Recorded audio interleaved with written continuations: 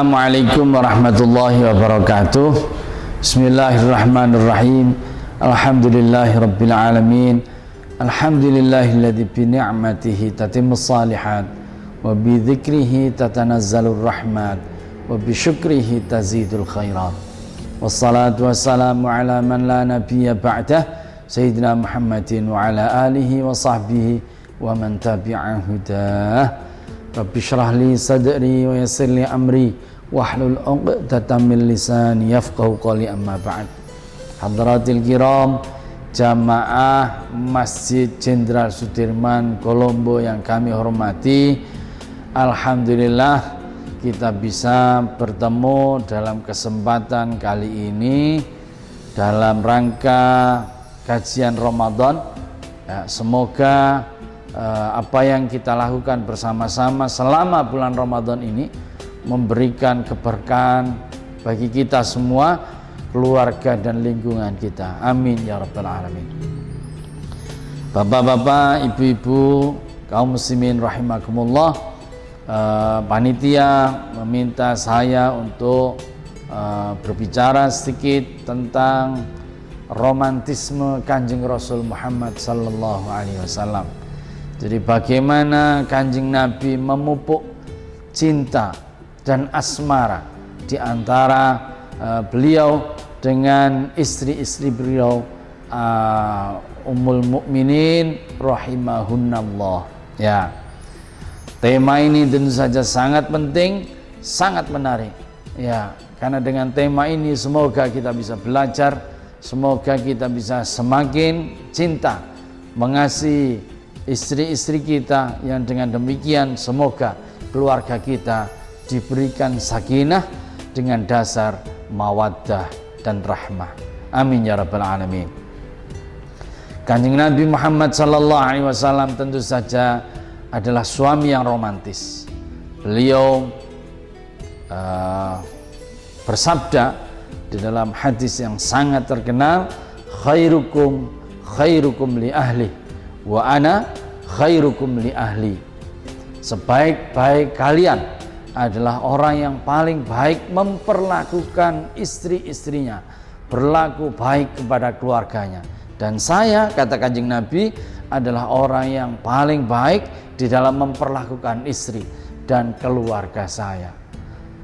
Dan apa yang beliau sabdakan bukan hanya bersabda saja, tetapi beliau artikulasikan, beliau praktekkan di dalam kehidupan sehari-hari berumah tangga dengan istri-istri beliau, ya. Dan riwayat-riwayat yang sampai kepada kita, ya, bagaimana beliau luar biasa berinteraksi, berhubungan dengan istri-istri beliau, dengan Sayyidah Aisyah, dengan Sayyidah Sofia, dan tentu saja dengan Sayyidah Khadijah Al-Kubra, luar biasa. Ya, di antaranya beliau diriwayatkan, ya, beliau bahkan mandi bersama dengan istrinya. Beliau bahkan suatu ketika tiduran di pangkuan istrinya, padahal istrinya waktu itu sedang haid, dan beliau berada di situ sambil membaca Quran. Luar biasa. Beliau acap kali mengusap rambut istri-istri beliau. Beliau, kita ketahui, memberikan julukan-julukan, nama-nama yang panggilan untuk istri-istri beliau. Kepada Sayyidah Aisyah beliau memanggil Humaira, wahai wanita yang kemerah-merahan. Kepada Sayyidah Khadijah beliau memanggil dengan ya tahira, hai wanita yang bersih, wanita yang suci. Ini tentu saja adalah bagian dari bagaimana Kanjeng Rasul Muhammad sallallahu alaihi wasallam memupuk romantisme, memupuk asmara, memupuk rasa cinta dengan istri-istri beliau. Demikian halnya ketika beliau keluar kota, beliau mengajak istri-istrinya, ya tentu saja dengan cara diajak satu persatu gantian, sebagaimana dilakukan itu undian. Karena istri-istri beliau kebetulan adalah istri-istri yang banyak. Dan itu tidak kok kemudian ya menjadikan beliau suami yang dicemburui, tidak. Karena beliau memperlakukan mereka dengan cara yang sama, dengan cara yang sebaik-baiknya. Nah, apa yang kemudian menjadi kunci dari rasa sayang Kanjeng Nabi kepada istri-istrinya? Bagaimana istri-istrinya bahkan kemudian juga ya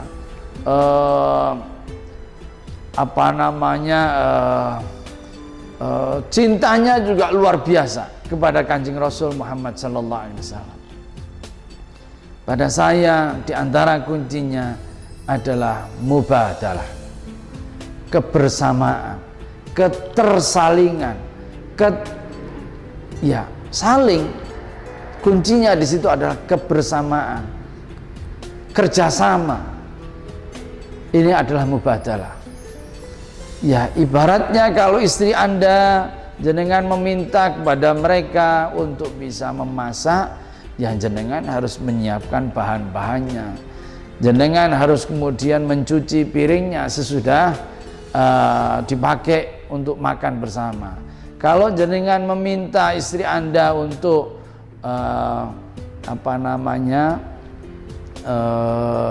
nyetrika baju-baju Anda, maka Andalah yang harusnya mencuci baju-baju itu.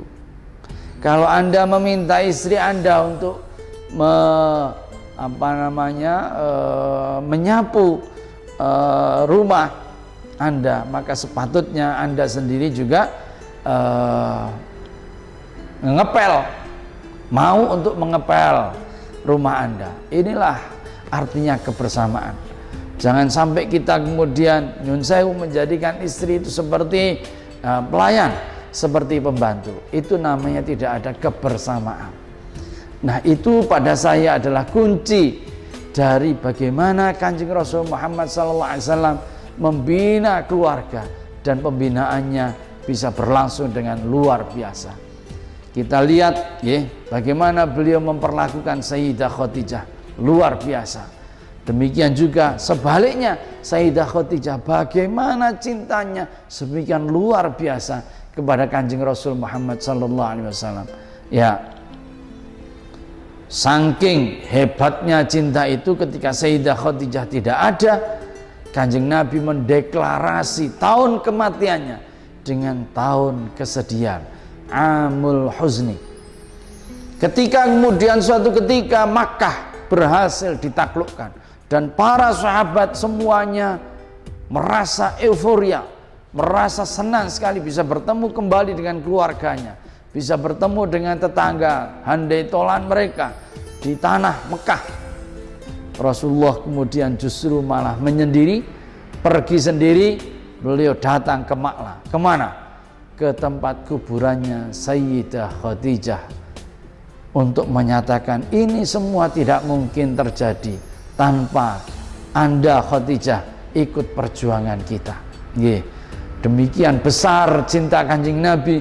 Bahkan ketika Sayyidah Khadijah sudah tidak ada, beliau masih setia mengirimkan makanan-makanan yang ada di rumah beliau, diberikan kepada saudara dan sanak teman-teman Sayyidah Khadijah, menunjukkan rasa kasih beliau yang luar biasa. Ya, kehidupan romantisme Kanjeng Nabi yang sedemikian rupa sampai kemudian didokumentasi oleh seorang Dr. Mustafa Mahmud. Beliau berkata, litajid imra'atan ka Khadijah, la budda antakuna rajulan ka Muhammad. Kalau Anda kepingin mempunyai istri seperti Khadijah, maka Anda tidak boleh tidak, Anda harus menjadi suami seperti Kanjeng Nabi Muhammad sallallahu alaihi wasallam. Janganlah kita menjadi suami kepingin istri kita seperti Khadijah, tapi kita sendiri menjadi suami seperti Abu Jahal, seperti Abu Lahab. Kita ingin istri kita ini istri yang wangi, tetapi Anda sendiri tidak wangi. Kita ingin istri Anda istri yang rapi, istri Anda yang pakai baju-baju yang wangi, pakai hiasan-hiasan yang bagus, tapi Anda sendiri ngelomprot. Ini artinya ya tidak mubadalah, tidak saling tadi. Inilah saya kira penting kita belajar dari romantisme Kanjeng Rasul Muhammad SAW dengan istri-istri beliau, yang dengan begitu mari semoga ya keluarga kita bisa menjadi keluarga yang sakinah, keluarga yang harmonis, keluarga yang maslahah, keluarga yang memberikan kebaikan bukan hanya kepada internal keluarga kita, tetapi juga kepada lingkungan dan masyarakat sekitarnya. Demikian saya kira apa yang bisa saya sampaikan. Semoga bermanfaat, semoga bisa difahami dengan baik, dan saya akhiri wallahu waliyut taufiq wal hadi ila sawa'is sabil. Wassalamualaikum warahmatullahi wabarakatuh.